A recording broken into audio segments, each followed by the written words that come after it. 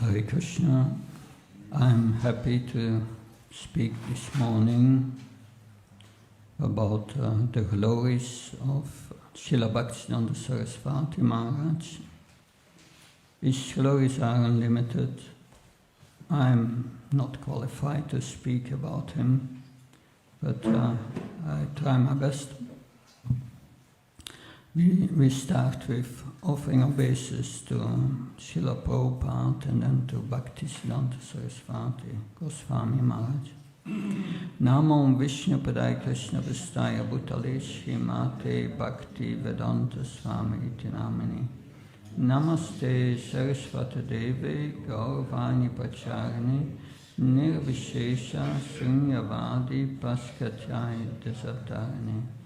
Namo Om Vishnu Padaya Krishna Vistaya Bhutale Srimate Bhakti Siddhanta Saraswati Tinamine Shri Varshabana Videva Daita Kripa Bha Kripa Sambandha Vishyana Daine Prabhave Mayochvachvala Premadya Shri Rupanuga Bhaktida Shri Gaura Karuna Sakta Viha Namo Namaha. Namaste Gauravani Shri Muktaye Dinatarine Rupanaya Virupa Siddhanta Dvanta Harine. Now the translation. I offer my respectful obeisance unto His Divine Grace Bhakti Siddhanta Saraswati, who is very dear to Lord Krishna, having taken shelter at His lotus feet. I offer my obeisance to Shri Varshabhanavi Devi Daita Das, another name of Bhaktisiddhanta Saraswati, who is favored by Srimata Radharani, who is an ocean of mercy and who delivers the signs of Krishna. I offer my obeisance unto you who embody the mercy of Sri Chaitanya Mahaprabhu, bestowing devotional service enriched with conjugal love of Radha and Krishna, exactly in the line of Sri Rupa Goswami.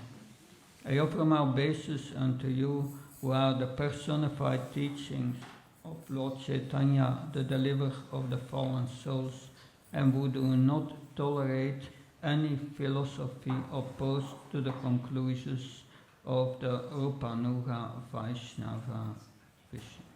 Hare Krishna. So about more than 10 years ago, I studied the life of Bhakti Siddhanta Saraswati Maharaj, also of Bhakti Vinod Thakur, that as part of my doctoral studies, and I have my doctoral thesis before me, and I will mention a few things about Bhaktisiddhanta Saraswati Maharaj. It is an amazing personality that in so many ways, and that he is the son of Srila Bhakti Vinod Thakur. So we will start with Srila Bhakti Vinod Thakur, and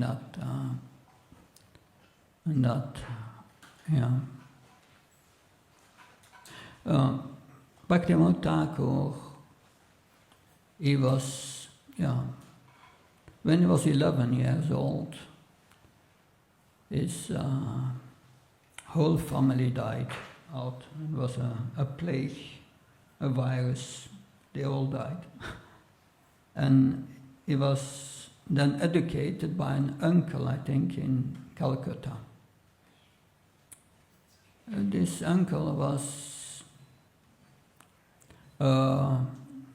he was what they call today a civil servant of the British Raj.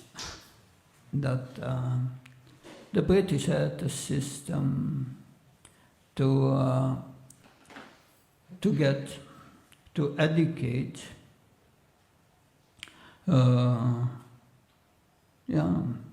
certain Bengalis and give them a British education.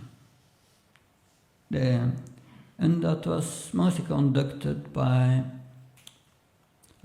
missionaries from Scotland, that Methodists, and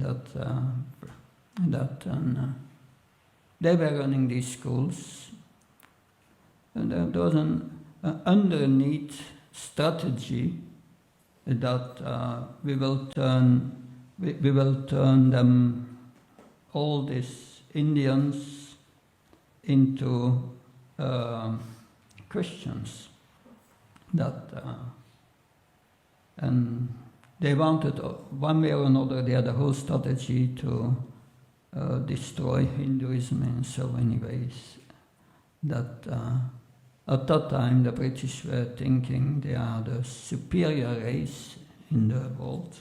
The British Empire, we are civilized and we will bring that civilization to others.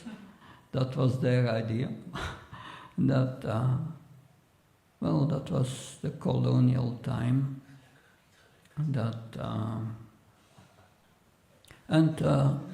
Yes, his uncle received this education, British education, and was employed by the British Raj as a civil servant.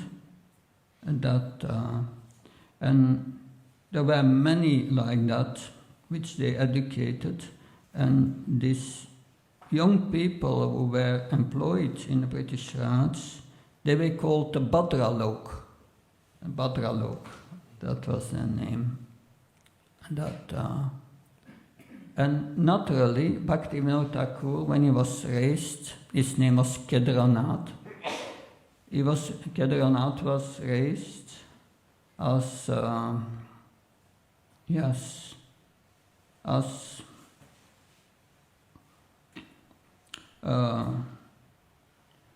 went to the British schools, the Scottish College.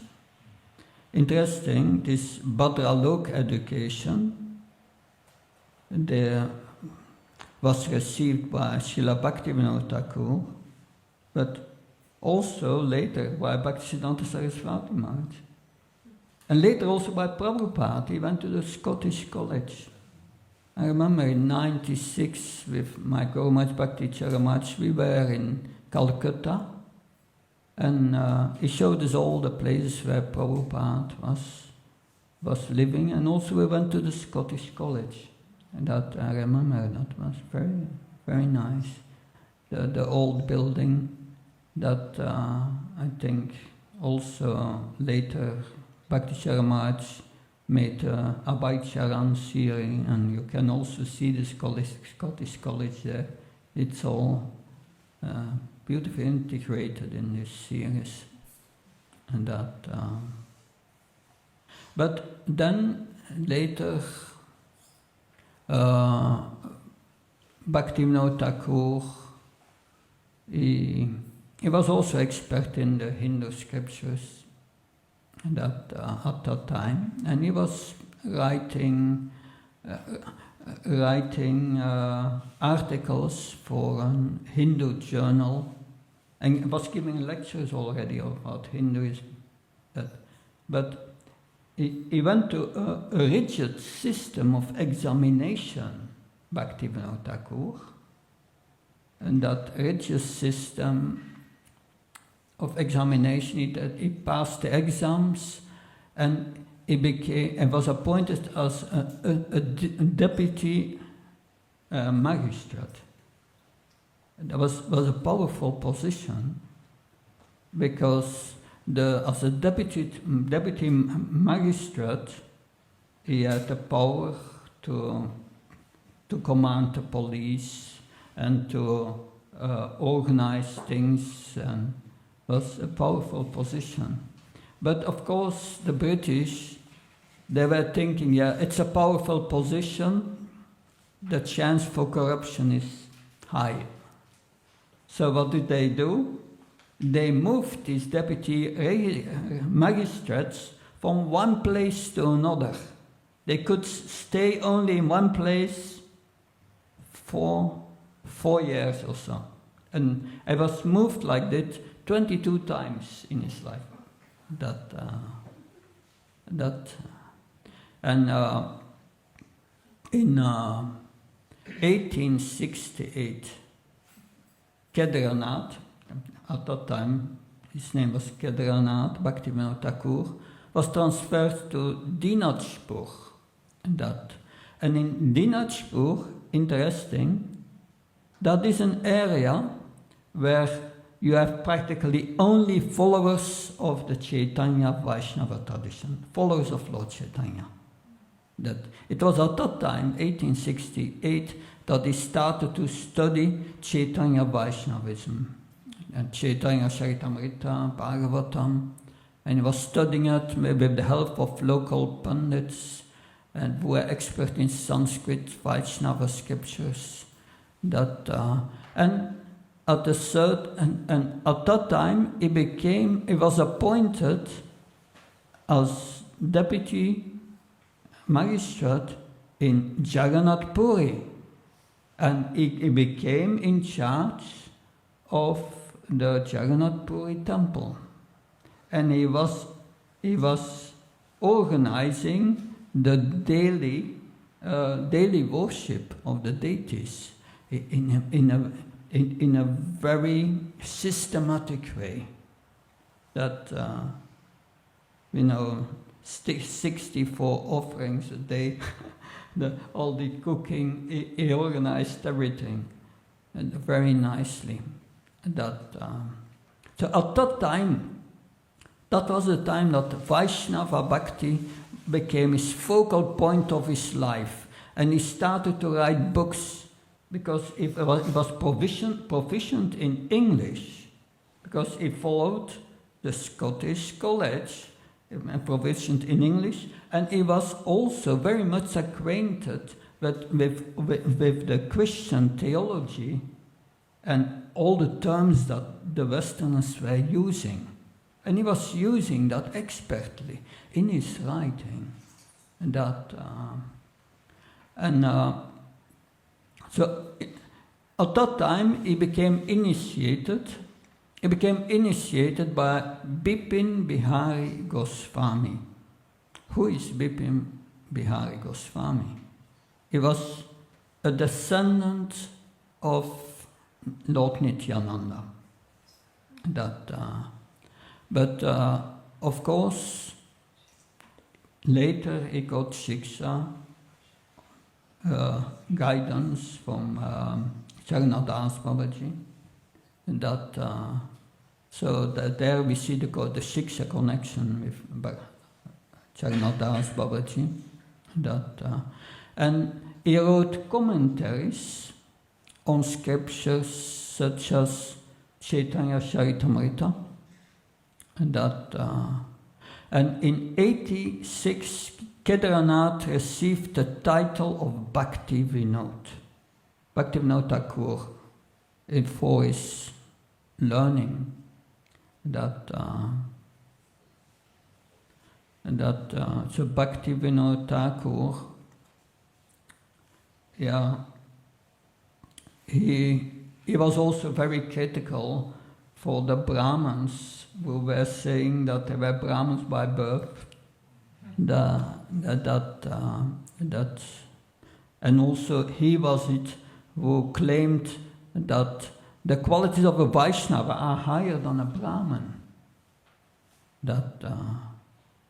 So Bhakti Vedanta Swami, Srila Prabhupada, he also used later the same argumentation. But Bhaktivinoda Thakur, he revived the Chaitanya tradition. But when he was in Jagannath Puri, his wife Bhagavati gave birth to Srila Bhaktisiddhanta Saraswati Maharaj, Bimal Prasad, they called him, because the Bhaktivinoda Thakur was praying to the Supreme Lord please, please, I need help in this mission. Send me someone who will help the mission and who will bring it further. And it is said, yeah, he was praying for a ray of Vishnu. And then Bimal Prasad took birth. Where does its name come, Bimal Prasad?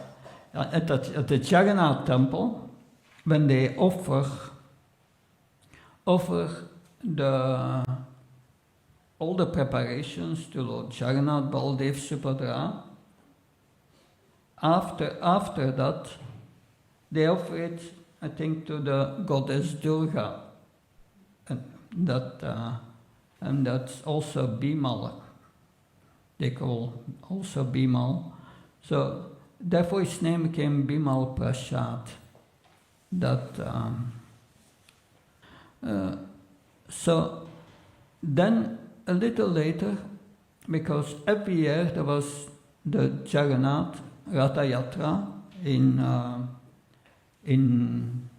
Jagannath Puri, and in Jagannath Puri you have the Jagannath temple at one side, and then at the other side you have a few kilometers further, you have the Gundicha temple, which represents Vrindavan.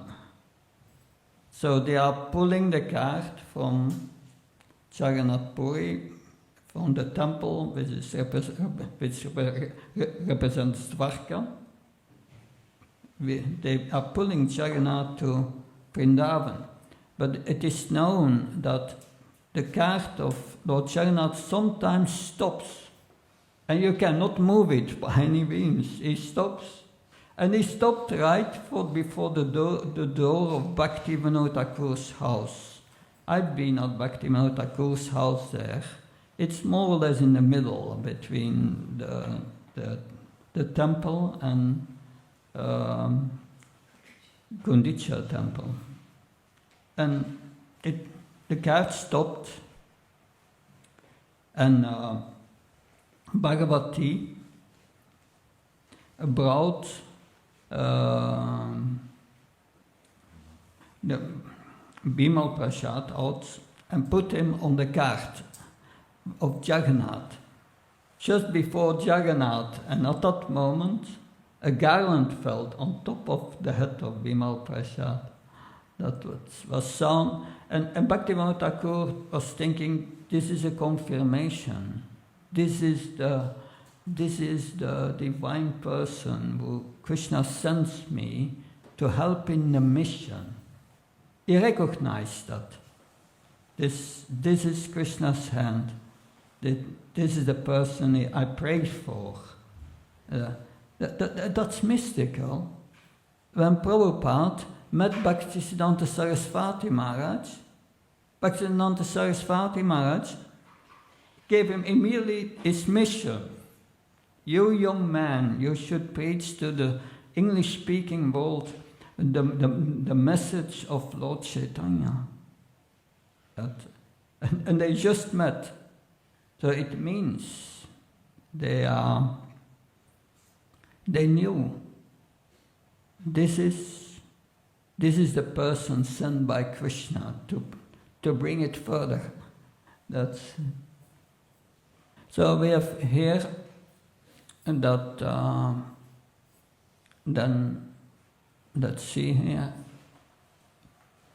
Of course, Bhakti Vinod Thakur started many things which Bhaktisiddhanta Saraswati Maharaj will bring it to a higher level.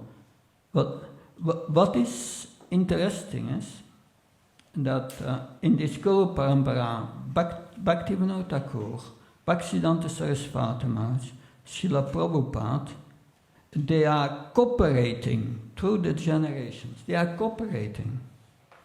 Like Bhakti Vinod Thakur revived the mission of Lord Chaitanya. He revived it. It was nearly gone. So many Apasampradayas, so many deviations. that and nobody knew about Lord Chaitanya anymore, but he found a copy of Chaitanya Charitamrita, and he started to print it. That he was the first who came up with the idea. We need a printing press, we need to print books and distribute them. That, of course, that idea of book distribution is part of our whole sampradaya. Srinivasa Acharya, Narottam Das Thakur, they already they distributed books in Bengal. But Srila Bhaktivinoda Thakur started this book distribution, and he started to print Chaitanya Charitamrita and so many other books. The Bhagavatam, and also Bhaktivinoda Thakur. We see this book distribution was continued by Siddhanta Saraswati Maharaj, was continued by Srila Prabhupada. Then Bhaktivinoda Thakur, he started also the Vishva Vaishnava Raj Sabha, a Royal World Vaishnava Association. He wanted to spread it all over the world. And Bhaktisiddhanta Saraswati Maharaj, he spread it all over India. He started 64 mats in India. And it was Prabhupada who spread it all over the world. You see that cooperation, that building up, that is so beautiful, and that, of course, then we have Bhaktivinoda Thakur. This is something happened in 81. Bimal Prasad was attending the 7th grade in school. And Bhaktivinoda Thakur gave him at that time his beads, chanting beads, made of tulsi, tulsi wood, and he encouraged him to take interest into bhakti and to chant. So Bhaktisiddhanta Saraswati Maharaj used these beads, tulsi beads, during his entire life. Chanting and meditating, which is also our practice. Bhaktivinoda Thakur, he gave regular lectures on the Vaishnava scriptures, and also Gaur Kishore Das Babaji attended these lectures. Gaur Kishore was a little different from Bhaktivinoda Thakur. Bhaktivinoda Thakur was a Grihastha, was a family man. And Gaur Kishore Das Babaji was just very different. He was an ascetic, a renunciant, and he would be the future guru of Bhaktisiddhanta Saraswati Maharaj. And Bhaktivinoda Thakur introduced that system. So there would be a lecture. Well, first there would be chanting, lecture, and prasadam. So that is a tradition we are following today for all our programs. Factually, that tradition comes from Lord Chaitanya. Lord Chaitanya started with small groups discussing, But he used that very efficiently. And today we have the Bhakti Vriksha, or so many variants of that, and so he developed that system from Namahata. Now we leave Bhaktivinoda Thakur behind, and we will speak about Bimal Prasad, Bhakti Siddhanta Saraswati Maharaj. Like said before, Bhaktivinoda Thakur's deputy magistrate was moved from place to place, and they moved him to Serampore. Serampore is the north of Calcutta. And there he registered Bimal Prasad, Bhaktisiddhanta Saraswati Maharaj, for a Bengali medium school. And 4 years later, in 87, he joined the Calcutta Metropolitan Institution, and there he received the education provided for the Bhadralok youth, English education.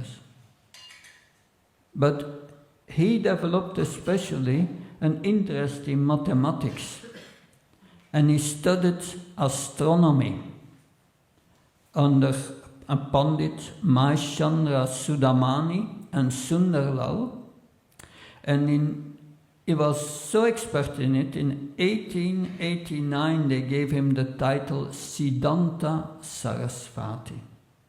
That's where his title comes from. Bhakti, Siddhanta. Later Bhakti came before it, when he got sannyas.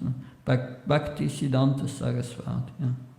So and he did an entrance examination for a Sanskrit college, and he became very proficient in Sanskrit, in mathematics.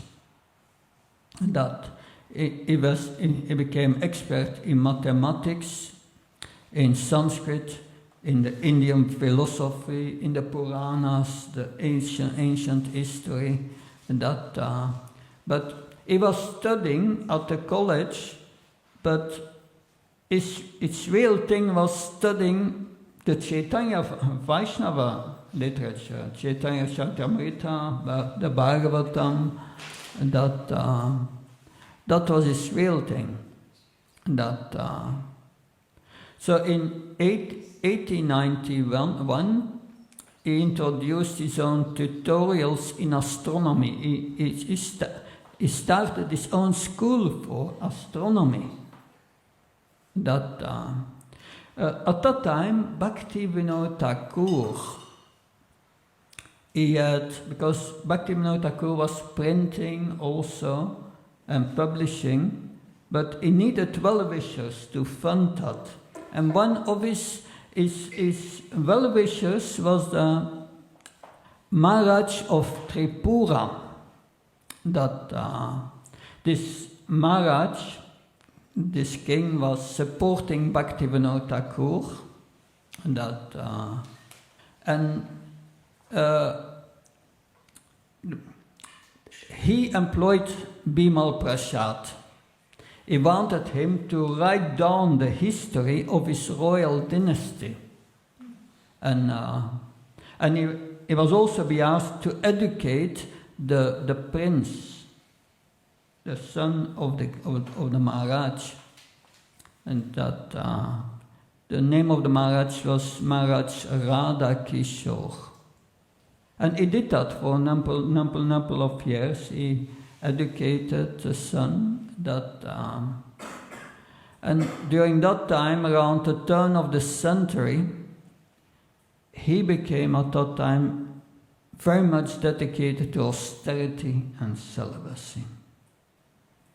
It was around that time that he came in contact with Gaurikishore Das Babaji. Because Bhaktivinoda Thakur said, you should take initiation from Gaurikishore Das Babaji. So we know that, because also my Guru Maharaj Bhakti Chara Maharaj used to speak about all these acharyas. And he used to speak also about Bhakti Siddhanta Saraswati Maharaj and Gaurki Das Babaji. So, and I remember him telling that the Bhaktisiddhanta went to see Gaurki Das Babaji, asking him for initiation. And Gaurki Das Babaji said, but how can I give you initiation? You are celebrated as the high pandit in astronomy and so on, learned. I'm illiterate, I can even not read, so how can I give you initiation? So he refused. But then Bhaktisiddhanta Saraswati Maharaj went back and asked him again and again. And then at a certain time, Gaurki Das Babaji said, I will ask Lord Chaitanya. Come back in a few weeks. So then, a few weeks later, Bhaktisiddhanta Saraswati went back to Bimal Prasad and asked him again, did you ask Lord Chaitanya? And he said, oh, I forgot. Anyway, and then a few weeks later, that Bimal Prasad went to Gaurki Das Babaji and said, if you are not giving me initiation, I jump from the bridge, I commit suicide. Anyway, finally I agreed him to give initiation. Gaurki Das Babaji was very renounced. People will come to ask blessings for material things, and he didn't like that. So he was chanting in a latrine, in a toilet, and because it stinks, and people would not like to come there, so that he would be alone in chanting. And once once a rich man from Calcutta came and said, and went to Gaurki Das Babaji, oh Maharaj, why are you sitting here? I have a palace for you. You come, I will take care of you.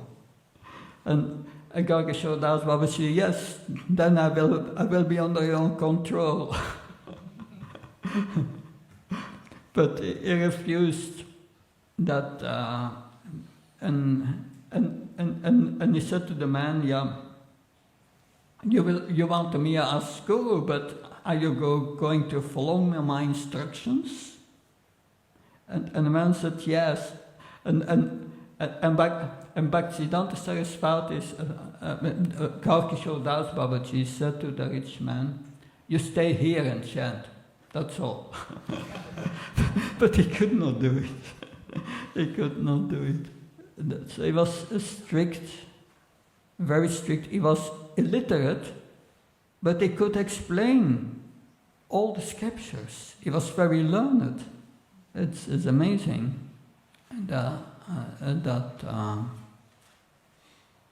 But yes, that at that time, yeah, Bimal Prasad became really absorbed as a Chaitanya Bhakta, devotee of Chaitanya. At that time his name changed in Bhakti Siddhanta. So soon after he received initiation from Gaurki Das Babaji gave him the name Varsabhana Videvidatya Das. And he kept that name until he got sannyas. So after receiving initiation from Gaurki Das Babaji, Bhaktisiddhanta moved to Calcutta. From Calcutta he moved from Calcutta to the rural site of Navadvip, that Mayapur, Navadvip, yeah. And there he started a life as brahmachari, celibate student. So for a number of years he spent time visiting many religious centers in Bengal and South India also. And his purpose was, he was traveling and he was collecting materials for the publication of a Vaishnava encyclopedia. That during that time he was living very austere. He dedicated his life to study, writing, contemplation, and he vowed to chant 1 billion names of Krishna. That took him 10 years to complete this. So 1 billion names of Krishna.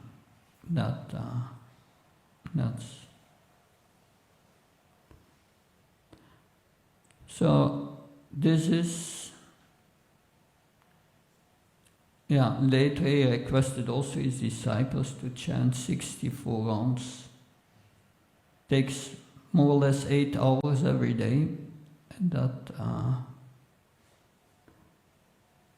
So then he started to continue the work that his father started.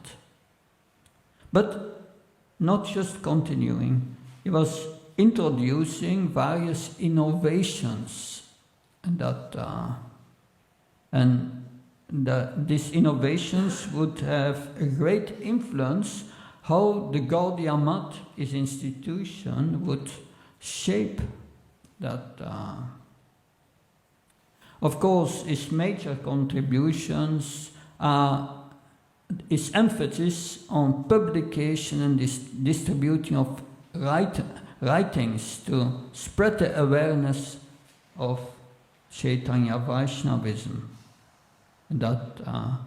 Also, he said to Prabhupada that if you have ever books, print, if you have ever money, print books. That was one of his instructions to Srila Prabhupada.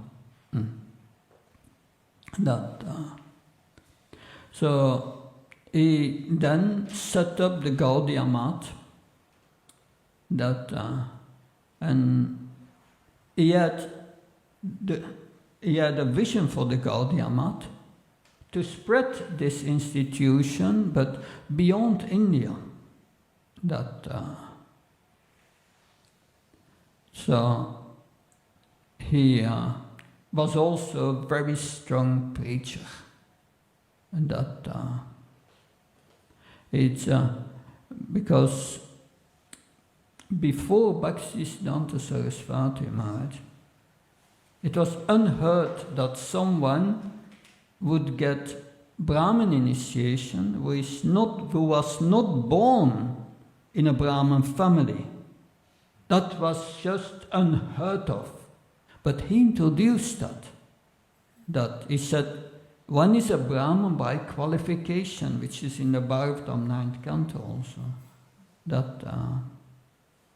And a second innovation, he introduced sannyas. Sannyas before did not exist in the form that we know it. Renunciation was different. The 6 Goswamis were in white. They were Paramhamsas, the high states of sannyas. But they were all in white at that time. But he studied the mission of Sankaracharya, impersonalist, and these sannyasis were dressed in saffron. And I also studied the Sri Sampradaya, which has three danda sannyasis.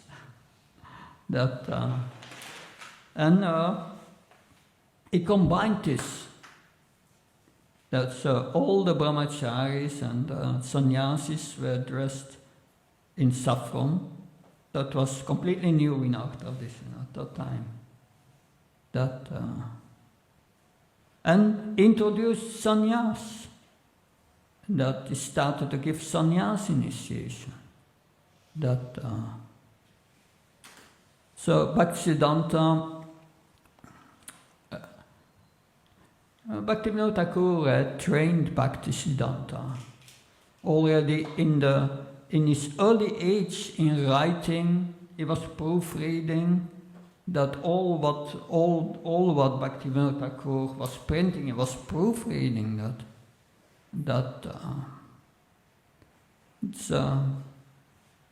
But before I wrote this in my doctoral thesis, I was studying also the culture of Bengal in the 19th century, mid-19th century. Completely different than today. And not much connection, it's quite different. That also in Bhaktisiddhanta Vaibhav, the book written by, this is his name, Bhakti Vikas Maharaj. Beautiful book, I read it. And that also this culture is described. That this Bhadralok and what interaction with the British at that time was yeah. But Bhaktivinoda Thakur, he engaged him in writing, printing, so he became very proficient in that. And after that, Bhaktivinoda Thakur started to print a magazine, Sajjana Tosani. And he engaged Bhaktisiddhanta in proofreading the magazine. So Bhaktisiddhanta, in line with Bhaktivinoda Thakur, he stressed this importance of printing Vaishnava literature and distribute it on a large scale. He considered inquisitiveness and reason is very important in the study of Vaishnava scriptures. It's important to study for a healthy internalization of the principles of bhakti. So, in 1915, Srila Bhaktisiddhanta Saraswati Maharaj left this world. And then he moved the printing press from Calcutta to Krishnanagar. Krishnanagar is not far from Mayapur. That's the first city in the north. And he continued to publish this magazine, Sajjana Tosani. In June of that same year, only a few months before the passing away of Gaurikishore Das Babaji, he completed Chaitanya Charitamrita. From 1920 till 1923, Bhaktisiddhanta engaged in intense literary activities and published books as the Bhagavad Purana, that's Srimad Bhagavatam. He focused, of course, the Bhagavad Purana, Srimad Bhagavatam focused on Krishna, the Supreme Personality of Godhead, and also he printed Chaitanya Bhagavat from Vrindavan Das Thakur. These are all important works for us today. He first printed them.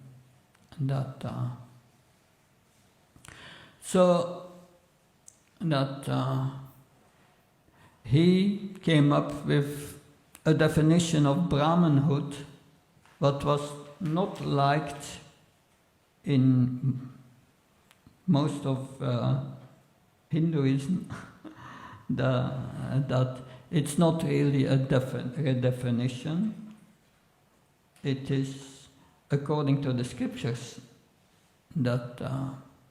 so the status of a Brahman. The Brahman in Hindu tradition is considered the highest caste in Hindu society.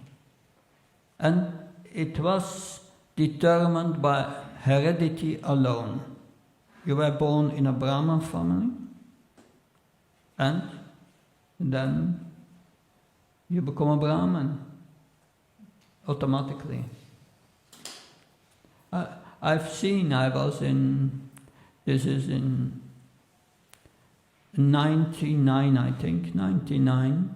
I was doing Vajramandal parikram, and at Brahmandghat we took a bath in the Yamuna, and there was a little lady with a little toddler, could even not walk, just barely walk, but the toddler was wearing a Brahman thread, going into that is, yeah. So, you see, that this is still today very deep. Therefore, Prabhupada was criticized that ruining Hinduism by giving Brahmin initiation to unclean Westerners. Was very heavy, this criticism. But Prabhupada said, no, this is not what the scriptures say. They made it hereditary.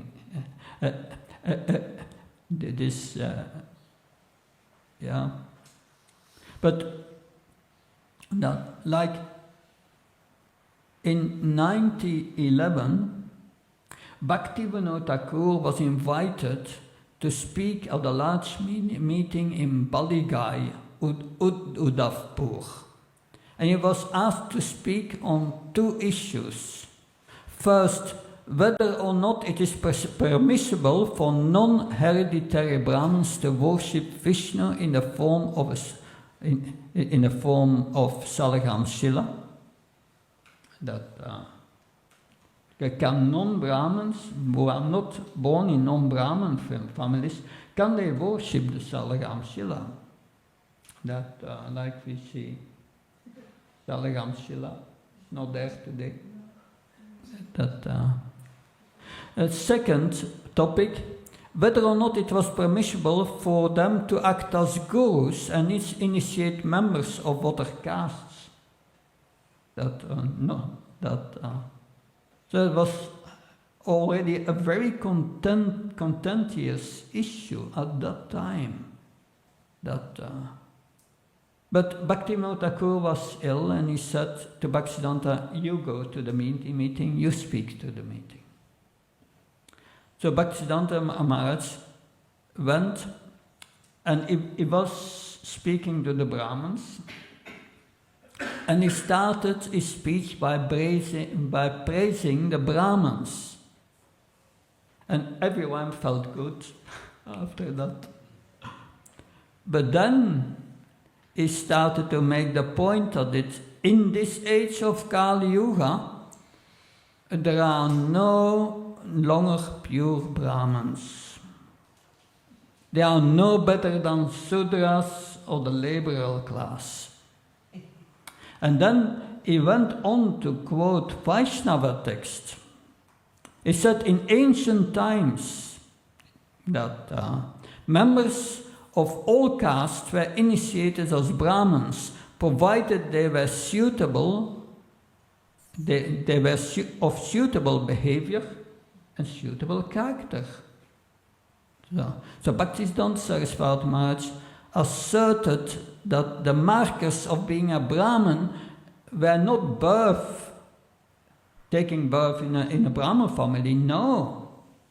But it was to control the mind senses, to be austere, to be pure, to feel satisfied, to be patient, to be honest, to have knowledge, compassion, truthfulness, and surrender to Krishna. These are the qualities of a Brahman, mentioned in the scripture, also mentioned in Bhagavad Gita. So his presentation caused agitation amongst the Pandits. And that was the beginning of a lifelong confrontation between Bhaktisiddhanta Saraswati Maharaj and all these Navadvip hereditary Brahmins, or also called the Smarta Brahmins, those who think we are Brahmin by birth. And that was a long-lasting conflict. that conflicts became more and more outspoken when Bhaktisiddhanta Saraswati Maharaj started to give Brahmin initiation to members of the so-called lower caste. So Bhaktisiddhanta Saraswati Maharaj was very critical of the Smarta Brahmins. He said that is not a basis for the Brahminical status. And then a few years later, in 1925, Bhaktisiddhanta Saraswati Maharaj was organizing for his disciples a Vraj Mandal Parikram, and also I think this was a parikram in Navadvip Parikram. So that was in January 1925. That caused a new confrontation with the Smarta Brahmins. Because these Brahmins remembered his speech in 1911 against the Smarta Brahmins. So Bhaktisiddhanta Maharaj would preach against these Brahmins were mostly impersonalists, following the non-dualistic doctrine. So during the pilgrimage, during the parikram, there were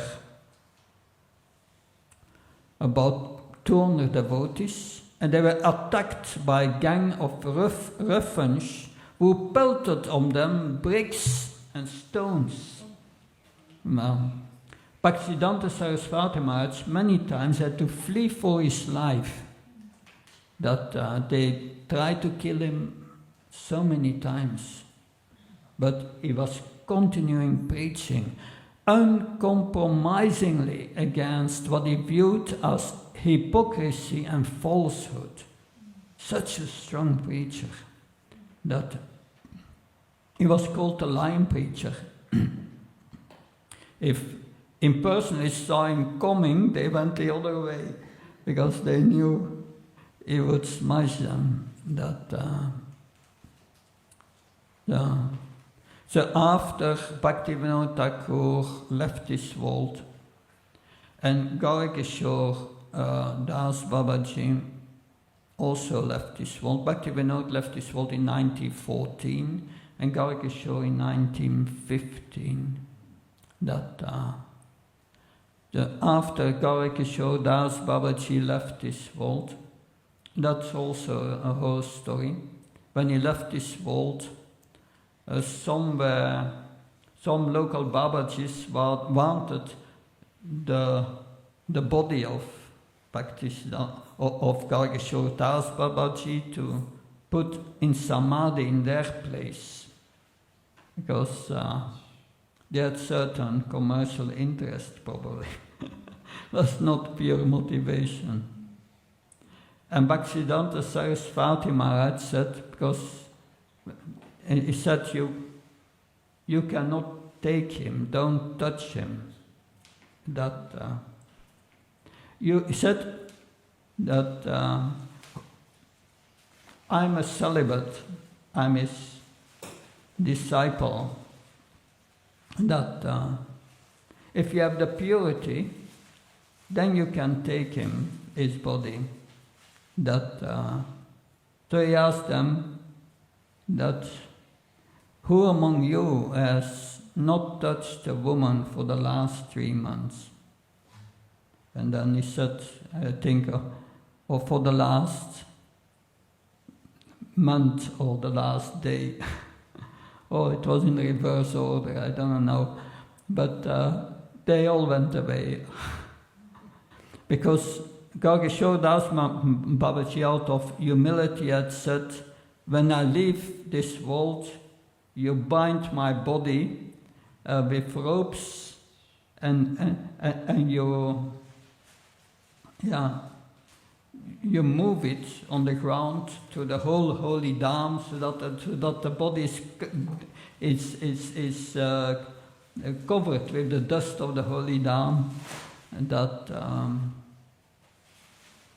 but of course, he said that out of humility. But some of these Babajis wanted to do that.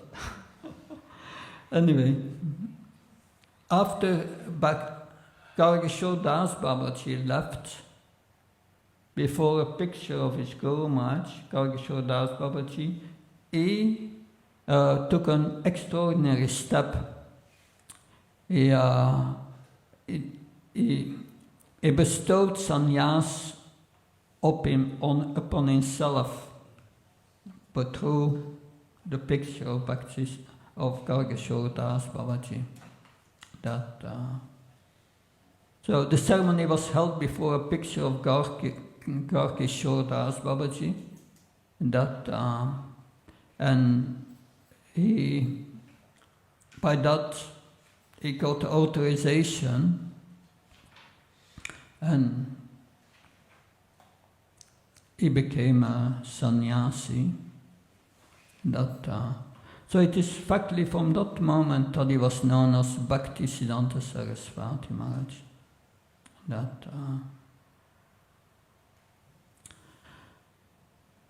So yes, that was his sannyas. So in 1920, Bhaktisiddhanta Saraswati Maharaj re-established the Worldwide Society, which was created by his father, Bhaktivinoda Thakur, the Vishva Vaishnava Raj Sabha. It's still existing. Every year at the time of the appearance of Bhaktisiddhanta Saraswati Maharaj, there's Avirbhav. That's normally ends January, it's February normally in Mayapur, the Avirbhav of Bhaktisiddhanta Saraswati Maharaj. Then they all come together, this Vishva Vaishnava Raj Sabha, they are coming together before the entrance of Mayapur, gate of Mayapur, and they go in procession to the Samadhi of Bhaktisiddhanta Saraswati Maharaj. Beautiful Samadhi. Beautiful deity also. I've been there 2 years ago, go again.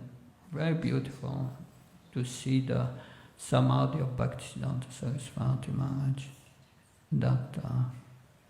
But this Vaishnava, this Vishva Vaishnava Raj Sabha has representatives of the four bona fide sampradayas of Vaishnavas: Shri Sampradayas, Rudra Sampradayas, Kumara Sampradayas, and Gaudiya Vaishnavas. They are all together. So it's still existing. Then, during the following years, Bhaktisiddhanta Saraswati Maharaj got a lot of disciples, so many disciples that some of his disciples received sannyas initiation, he got 64 centers in India and also one center in Burma. And he sent Bon Maharaj, his disciple, together with a brahmacharya assistant, to London to preach to the higher society. Because in that time, the Lord of Zetland in London, he had been 2 years 2 or 3 years in West Bengal, being the governor. And Letland, Lord Zetland knew the devotees. So when Bon Maharaj arrived in London, then they had immediate contact, they were nicely received and so on. we know Lord Setland asked Bon Maharaj, can you make me a Brahman? And that Bon Maharaj said, no problem, you stop eating meat, fish, eggs, and you stop eating and taking any intoxication, no alcohol, no smoking, and so on. That no illicit sex, and you be truthful, no gambling. And of course Lord Setland said, impossible, that's our life, how can we give it up? So that's, Prabhupada also many times said the problem with the Westerners is pap, giving up sinful life. And the problems with the Indians is attachment to family. That's their problem. Anyway, that's a side thing. But anyway, that mission was not successful. Therefore, Prabhupada, when he came to America, he had that always in mind, this failure of Bon Maharaj in the West. And he said, I cannot do the same thing. And therefore, when Prabhupada gave initiation in 26 2nd Avenue, a lovely place, I go there now and then. It was nice to see, in a very small place really. And he gave initiation there. And after initiation, the new initiated devotees asked Prabhupada, what is our duty? What should we do? And then he started to speak after their initiation about the four relative principles. Because he was thinking, if I'm telling them straight, then they will say, oh, Swamiji, go. We don't need you. So he was afraid of that. And anyway, that's a whole story, that mission, much more to say about that. But then, yeah. Anyway, that time is moving up, and it's a long story. But let's go to his meeting with Bhakti Siddhanta, with Srila Prabhupada. So that was Prabhupada met him in 1922. So Prabhupada was 26 of age 26. So at that time, Srila Prabhupada was Abhay Charan Day, a manager of a chemical factory in Calcutta. He was manager of that factory. When during that year, his friend Narendranath Malik, he was a college friend, he told him, yes, you should meet Bhakti Siddhanta. But Srila Prabhupada was thinking of meeting another sadhu. You have seen his father. His father was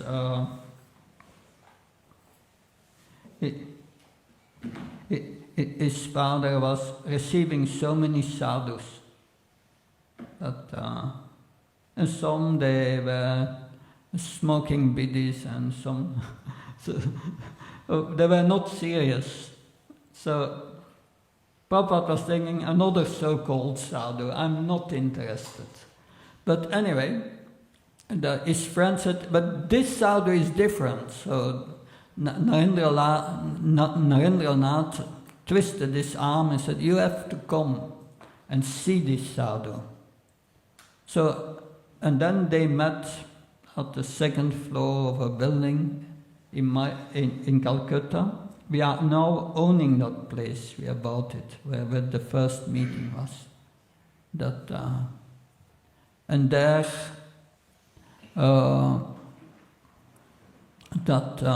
during that first meeting, Bhaktisiddhanta Saraswati said to Prabhupada and his friend, he said, "You are educated young boys, why don't you take up Lord Chaitanya's message and preach in the Western world?"